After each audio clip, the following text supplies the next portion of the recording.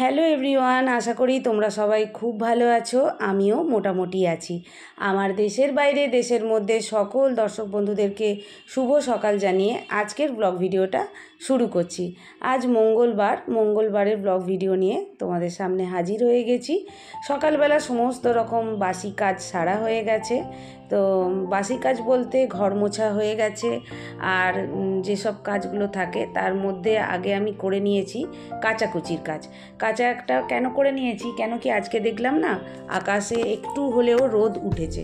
তো যেই দেখেছি রোদ উঠেছে না, আমি কি করেছি জামা কাপড়গুলোকে আগে কেচে ছাদে মেলে দিয়েছি। এরপর ছেলেকে খেতে দিয়েছি, দিয়ে কি করেছি সবার জন্য আলু ভাজা হয়ে গেছে আর বানিয়ে নিচ্ছি রুটি। এটাই আজকে ছেলেকে টিফিন দেব।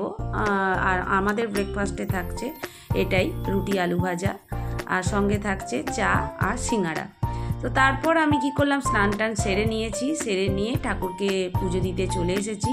আগে ঠাকুর ঘরটা মুছে নিয়েছিলাম, মুছে নিয়ে আমি কি করছি ঠাকুরকে মালা পরিয়ে নিচ্ছি।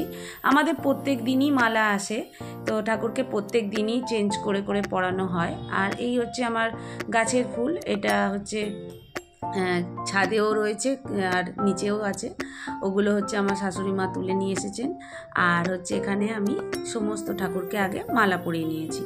এরপর আমার কাছে না আজকে একটা থোবা জবা হয়েছিল, তো ভাবলাম আজকে তো মঙ্গলবার, আজকেও বিপত্তারিণী পুজো আছে, সেই জন্য মা দুর্গাকে আমি আজকে ওই একটা ফুল দিলাম। আর এবার দিচ্ছি চণ্ডী মা আর হচ্ছে আমার মনসা মাতা, হরিদ্বার থেকে এনেছিলাম ওই ছবিটা। তো এরপর এক এক করে সমস্ত ঠাকুরকে আমি কি করেছি ফুল দিয়ে ভালো করে পুজো দিয়ে নিচ্ছি। তো আগে কি করেছি না, আমি একটু সাজিয়েও নিয়েছিলাম। ফুলগুলো অনেক হয়েছে, তো ফুল অনেক থাকলে ঠাকুরকে সাজাতেও বেশ ভালো লাগে। তো আমি আমার মতন করে সাজিয়ে দিয়েছি। তো এরপর আমি কি করলাম, ব্রেকফাস্ট সারবো। তো আমার এখনও ব্রেকফাস্ট হয়নি, সবার হয়ে গেছে, সবাইকে দিয়েছি।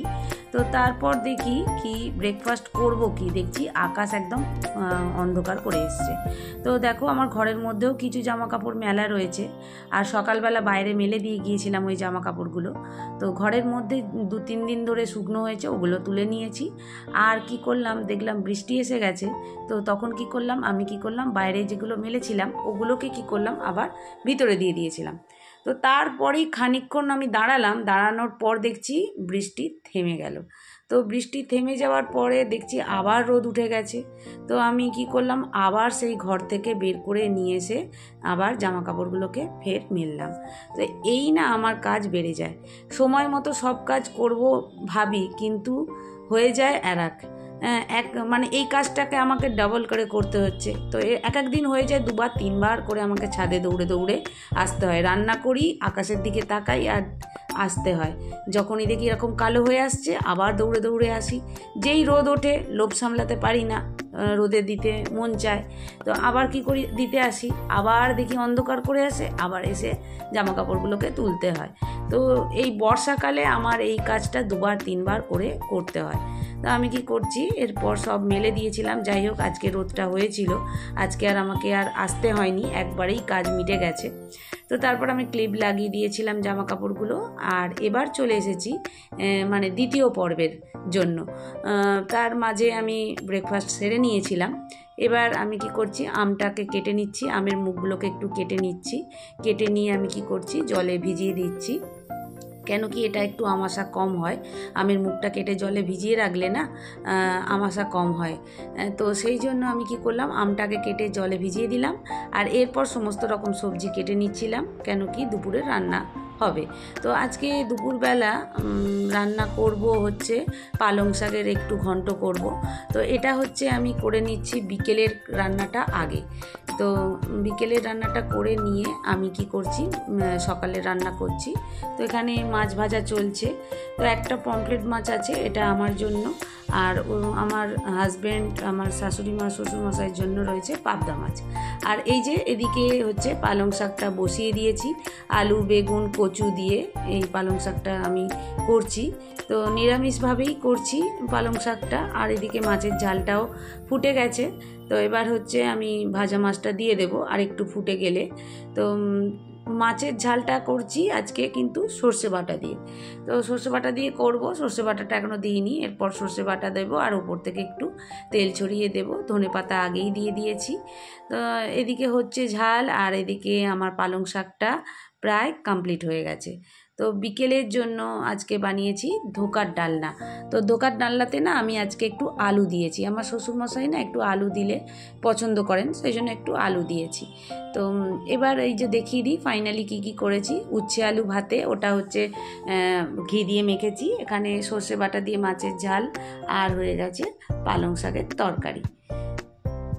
আর বিকেলেরটা তো দেখিয়েই দিয়েছি আগে তোমাদের। এরপর কি করলাম, দেখলাম দেরি হয়ে গেছে, মানে সময় হয়ে গেছে আমার শ্বশুরমশাইকে খেতে দেওয়ার। তো আমি কি করলাম, অন্য কাজ আগে ফেলে রেখে দিয়ে আমার শ্বশুরমশাইকে আগে খেতে দিয়ে দিলাম। কেন কি আমি কি করি, চেষ্টা করি সবসময় সমস্ত কাজটা সময় মতো করার, তারপর এক্সট্রা কাজগুলো তার ফাঁকে ফাঁকে করে নেওয়ার। তো এই যে আমার শ্বশুরমশাইয়ের থালিটা সাজিয়ে শ্বশুরমশাইকে দিয়ে দিলাম। এরপর চলে এলাম হচ্ছে গ্যাস মুছে নিতে, গ্যাসটা মুছে নেব আর রান্নাঘরটাও একটু পরিষ্কার করে নেব। তো আগে কি করি, যদি তাড়াতাড়ি রান্না হয়ে যায় তো আগে কি করি, এই কাজটা সেরে নিয়ে তারপর সবাইকে খেতে দিই। কিন্তু যেহেতু আজকে একটু দেরি হয়ে গেছে, যেই দেরি হয়ে গেছে আমি কি করলাম, আগের কাজটা আগে করলাম, মানে আমার শ্বশুরমশাইকে আগে খেতে দিয়ে দিলাম, তারপর এসেছি গ্যাস পরিষ্কার করতে। তো রোদ তো খুবই ভালো এসেছে, রোদটা খুব ভালো হয়েছে বলে আজকে আমার জামা কাপড়গুলো সব শুকনো হয়ে গেছে। তো রোদও যেমন দরকার, বৃষ্টিও দরকার, বৃষ্টিও দরকার, রোদও দরকার। ভগবানই বা কোন দিকে যায় আর আমরাই বা কোন দিকে যাই। যাই হোক, আমি এবার জামা কাপড়গুলোকে তুলে নেব, তারপর জামা কাপড়গুলো গুছিয়ে রেখে খাওয়া দাওয়া সেরে ছেলেকে যাব আনতে। দেখো বন্ধুরা, আমার জামা কাপড় সব কিছু শুকনো হয়ে গেছে, আমি তুলেও নিয়েছি। এবার এগুলোকে গোছগাছ করব।